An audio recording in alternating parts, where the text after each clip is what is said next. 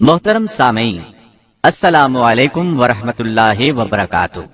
اس حصے میں آپ سنیں گے زمین و آسمان کی تخلیق سے پہلے کیا تھا، اللہ تعالیٰ کا عرش کہاں تھا، اللہ تعالیٰ نے زمین و آسمان اور پہاڑوں اور درختوں کو کتنے دنوں میں پیدا کیا، کون سی چیز کس دن پیدا کی گئی اور کون سی چیز سب سے پہلے پیدا کی گئی، فرشتے، جن اور انسان کس کس چیز سے پیدا ہوئے، انسانوں اور جنوں کی تخلیق کا مقصد، ابلیس کون تھا۔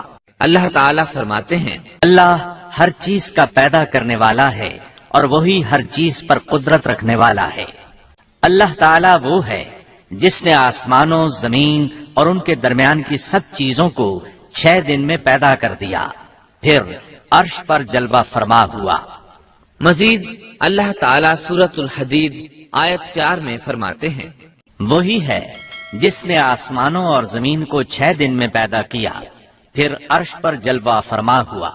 وہ خوب جانتا ہے اس چیز کو جو زمین میں جائے اور جو اس سے نکلے اور جو آسمان سے نیچے آئے اور جو کچھ اس میں چڑھ کر جائے، اور جہاں کہیں تم ہو وہ تمہارے ساتھ ہے، اور اللہ تمہارے اعمال کو دیکھ رہا ہے۔ اسی طرح اللہ تعالیٰ سورہ ہود آیت 7 میں فرماتے ہیں، اور اللہ ہی وہ ذات ہے جس نے 6 دن میں آسمانوں اور زمین کو پیدا فرمایا اور اس کا عرش پانی پر تھا۔ امام احمد بن حنبل رحمت اللہ علیہ نے ابو رزین عقیلی سے بیان کیا ہے، انہوں نے کہا، اے اللہ کے رسول صلی اللہ علیہ وسلم، آسمانوں اور زمین کو پیدا کرنے سے پہلے ہمارا پروردگار کہاں تھا؟ آپ نے فرمایا، عما میں تھا، یعنی اللہ کے سوا کچھ بھی نہ تھا، نہ اس کے اوپر ہوا تھی اور نہ اس کے نیچے ہوا تھی، مطلب یہ کہ کچھ نہ تھا، پھر اس نے پانی پر اپنا عرش پیدا کیا۔ گویا یہ تھی مخلوق کی ابتدا۔ امام احمد، امام ترمذی، امام ابو داود اور بہت سے دوسرے محدثین رحمہم اللہ نے سیدنا عبادہ بن صامت رضی اللہ عنہ کی روایت بیان کی ہے۔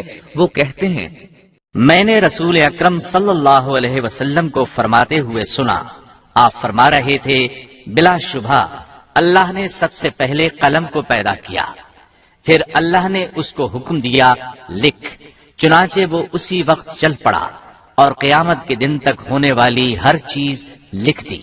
یہ اللہ تعالیٰ کا علم تھا جس کو قلم نے اس کے حکم کے مطابق لوح محفوظ پر لکھا۔ امام مسلم رحمت اللہ علیہ نے سیدنا عبداللہ بن عمرو بن عاص رضی اللہ عنہما کی روایت بیان کی ہے، اس میں سب سے پہلی چیز کے بارے میں وضاحت کی ہے اور جمہور فقہا کی رائے بھی یہی ہے۔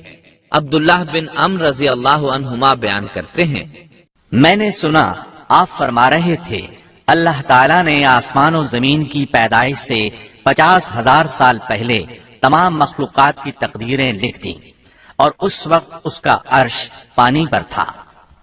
اس حدیث مبارک سے واضح ہو گیا کہ سب سے پہلے پانی اور پھر پانی پر عرش پیدا کیا گیا، پھر قلم کی پیدائش ہوئی، اس نے تقدیر تحریر کی، پھر آسمان اور زمین کی تخلیق ہوئی، اور جس حدیث میں آیا ہے کہ ابتدا میں قلم کو پیدا کیا گیا، اس کا مطلب یہ ہے کہ اس جہان کی مخلوقات میں سب سے پہلے اس کا نمبر ہے، نہ کہ باقی تمام جہانوں کی مخلوقات میں پہلا نمبر ہے، اور اس کا تذکرہ بخاری شریف کی اس حدیث میں ہے۔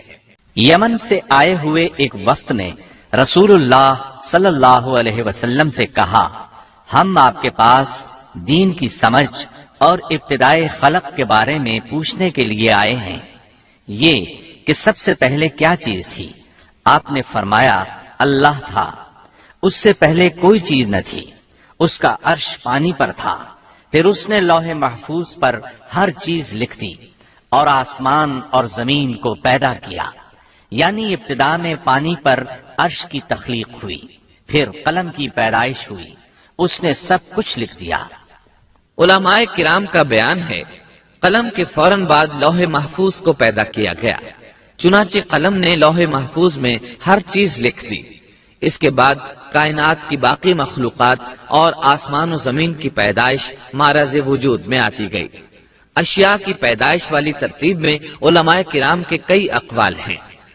اور ہم نے آپ کے سامنے جمہور علماء اور فقہا کی پسندیدہ اور راجح ترتیب پیش کی ہے۔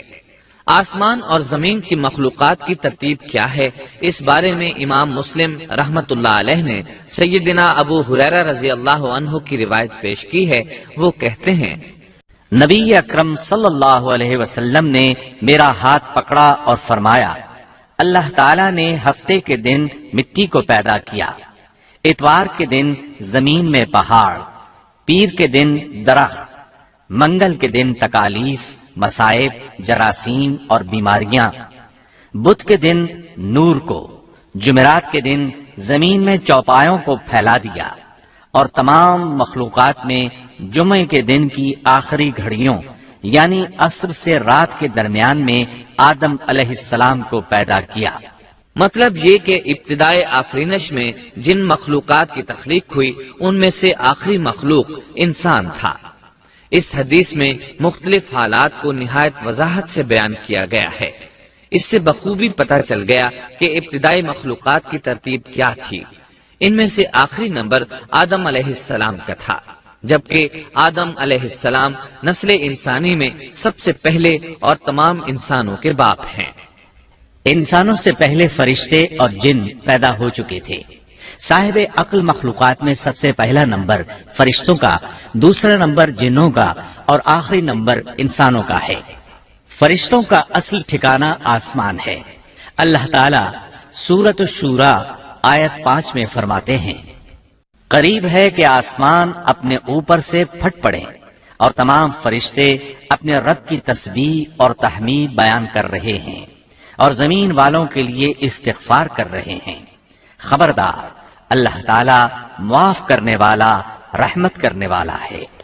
مسلم شریف میں ہے، سیدہ عائشہ صدیقہ رضی اللہ عنہا سے روایت ہے کہ نبی اکرم صلی اللہ علیہ وسلم نے فرمایا، فرشتوں کو نور سے اور جنوں کو آگ سے پیدا کیا گیا، اور آدم کو اس چیز سے پیدا کیا گیا جو تمہارے لیے بیان کر دی گئی، یعنی مٹی سے۔